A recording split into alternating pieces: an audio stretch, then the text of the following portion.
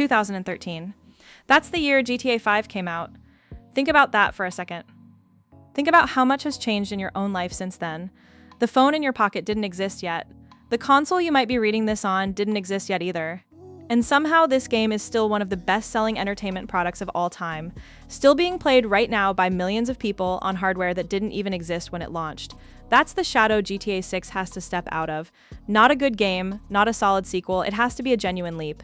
And today we're going category by category, comparing exactly what's changing, what's improving, and what Rockstar is actually trying to pull off here. Let's get into it. Lighting and graphics. Let's start with the thing you notice in the first half second of any trailer, the way it looks.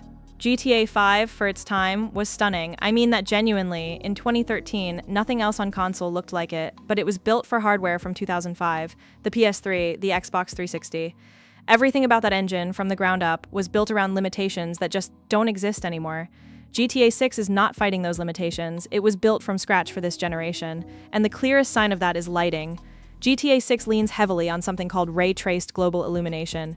Now, I'm not going to bury you in technical jargon, so here's what actually matters. It means light in this game behaves the way light behaves in real life. It bounces. It bounces off a wall, picks up the color of that wall, and carries that color into the next surface it touches. A red neon sign doesn't just glow red, it tints the sidewalk underneath it red too. GTA 5 could fake some of that. GTA 6 is actually calculating it, and you can see it. You can see it in the trailers, in the way sunset light pours through a car window and actually lands correctly on the seats, the dashboard, the skin of the character sitting there. You can see it in the reflections, water, glass, wet pavement, all catching the world around them instead of just showing a flat, pre-baked shine. Rockstar even tested some of this ray tracing technology earlier in the enhanced version of GTA 5 that came out last year. That was basically a preview, a taste. GTA 6 is built around this from day one, not bolted on afterward. Is this going to cost performance? Almost certainly. We've talked about the frame rate concerns before, and they're real, but visually, this is going to be the best-looking open-world game ever released. I don't think that's even up for debate at this point. Physics and destructibility. Okay, now here's the part that actually excites me more than the graphics. Because pretty lighting is one thing, but GTA has always been about what you can do to the world, not just look at it. And GTA 5, let's be honest with each other for a second. GTA 5's world was kind of static. You could blow things up, sure. Cars exploded, some fences broke, but most of the world just sat there, looking pretty, not really reacting to you. GTA 6 looks like it's throwing that out completely. We're seeing far more destructible environments, debris that actually moves and scatters realistically instead of despawning, water that behaves like water, not just a flat blue texture, but something with actual depth, actual color variation based on how deep it is, actual physical reaction when a boat cuts through it. Vehicle damage looks dramatically more advanced too. Panels crumple based on where and how hard you hit something. Mud and grime build up on your car the longer you drive through dirt or rain, and it actually stays there instead of resetting the second you get out. And here's a detail that genuinely stopped me when I first saw people breaking it down. Clothing and accessories move independently now. Jewelry swings, flip-flops shift on someone's feet as they walk. Loose fabric catches wind. It sounds small. It's not small, it's the difference between a world that feels like a stage set and a world that feels like it has weight. Rockstar's engine, Rage, has always leaned into this kind of physics obsession, going all the way back to the early days. You could see hints of where this was going in Red Dead Redemption 2, which honestly already felt like a glimpse of the future back when it released. GTA 6 looks like it's taking that same philosophy and applying it to a world twice as dense, twice as alive. This is the category where if Rockstar delivers, GTA 6 doesn't just beat GTA 5, it makes GTA 5 look like a completely different kind of game. Alright, let's talk about the people, because a beautiful, physically reactive world means nothing if it's empty, if it's just you alone in a pretty box. GTA 5's NPCs, if we're being fair, were mostly background noise. They'd walk a set path, react to gunfire in one of maybe 5 ways, occasionally say a scripted line as you walked past. Functional, not much more. What we're seeing from GTA 6 is a different level of ambition entirely. Individual detail on NPCs has gone up dramatically. Different body types, different ways of moving, actual variation instead of the same handful of templates copy-pasted across an entire city. And the behavior systems look more dynamic too, people reacting to what's actually happening around them, not just to you specifically. And then there's Jason and Lucia themselves. The level of detail on the main characters is honestly kind of unsettling in a good way. Muscle deformation as they move, realistic clothing folds that respond to their posture, visible sweat building up over time in the heat, sunburn, actual gradual sunburn, changing how their skin looks the longer they're out in the sun, hair that reacts differently in water than it does in dry heat. None of that existed in GTA 5. None of it. GTA 5's character models for their time were good. but they were static in a way GTA 6 clearly isn't trying to be. The goal here, and you can feel Rockstar reaching for it in every trailer, is a world that doesn't feel like a backdrop anymore. A world that feels like it's living, whether you're looking at it or not. Vehicles and driving. Let's talk cars, because let's be honest, for a huge chunk of this community, the cars are the game. GTA 5 already had some of the best vehicle handling in any open world title when it launched.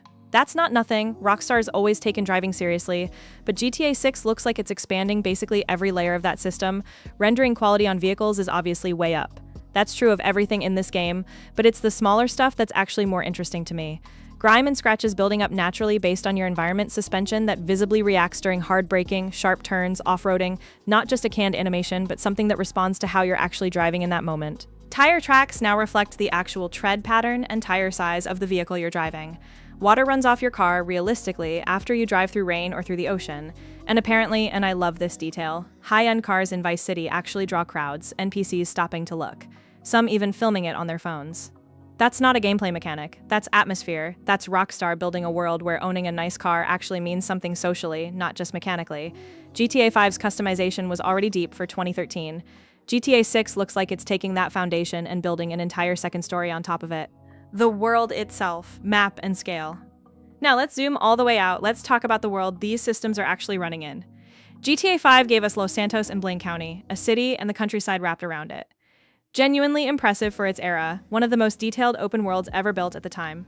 GTA 6 is taking us back to Vice City. But not just Vice City on its own, it's set within a larger fictional state called Leonida, modeled after Florida. Swamps, coastline, small towns, the works, all surrounding a reimagined, neon-soaked Vice City at the center of it. Now, I want to be careful here because there's a lot of noise online about exactly how much bigger this map is. You'll see people throwing around numbers 2 times bigger, 3 times bigger, 5 times bigger. I'm not going to sit here and repeat a specific number to you like it's fact, because Rockstar has not released an official map size. Anyone giving you an exact figure right now is guessing. Some of those guesses are educated, some are just made up for a thumbnail. What is confirmed is the setting itself and the fact that it's a broader scope than Los Santos and Blaine County. And what we're expecting based on everything shown so far is a much denser world, more interiors you can actually walk into, more buildings that aren't just locked facades, more reasons to explore between missions instead of just driving past scenery on your way to the next waypoint. GTA 5's world was a beautiful painting you drove through. GTA 6's world is aiming to be a place you can actually live in. Story and protagonists. Let's talk about who we're actually playing as. GTA 5 gave us 3 protagonists. Michael, Franklin, Trevor. 3 completely different perspectives on crime, on ambition, on what it means to want more out of life. That structure was genuinely bold for its time, and it worked. Switching between 3 flawed, funny, occasionally terrifying men gave GTA 5 a texture that previous games in the series didn't have. GTA 6 is narrowing that down. 2 protagonists this time, Jason and Lucia. And Lucia matters here in a way that's honestly overdue for this franchise. She's the first female lead in mainline Grand Theft Auto history. After more than 2 decades of games, that's a real shift, not just a marketing point. Going from 3 perspectives to 2 could feel like a step back on paper, but I don't think that's the right way to look at it. 3 protagonists gave GTA 5 breadth. 2 protagonists, especially 2 who are this closely, intimately connected to each other's story, a couple from what we've seen, gives Rockstar room for something GTA 5 never really had: depth. An actual emotional through line instead of 3 separate stories stitched together. We don't know everything about how the story unfolds yet. We haven't seen real story-driven gameplay footage, so I'm not going to sit here and promise you this story is going to hit harder than GTA 5's. That's a promise nobody can make yet. But the setup, the ambition behind that setup, it's different. It's not just more protagonists is better, it's a completely different storytelling bet. Under the hood, tech, loading, and the honest caveats. Okay, let's talk about something less flashy, but honestly just as important. What's actually running underneath all of this? GTA 5 launched in an era of hard drives, mechanical spinning hard drives. That meant load screens, that meant streaming pop-in where you drive fast enough and watch buildings and textures literally load in front of your eyes in real time.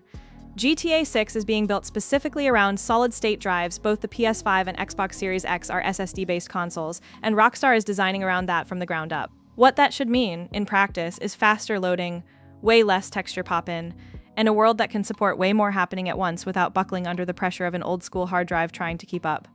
Now, a couple of honest caveats, because I don't want this video to turn into pure hype with no substance behind it. First, yes, the frame rate conversation is real. We talked about this before. A world this detailed, running this much simulation at once, is going to demand a lot from even next-gen hardware. Whether that means a 30 FPS cap on the highest fidelity mode remains to be officially confirmed by Rockstar, but it's a completely reasonable expectation based on everything shown. Second, there's no PC version confirmed at launch. If you're a PC player hoping to experience any of this in November, you're going to be waiting. Rockstar has historically released console first, PC months, or even over a year later. That pattern looks likely to repeat here. So yeah, this is going to be an incredible technical achievement, but it comes with real trade-offs, at least at launch.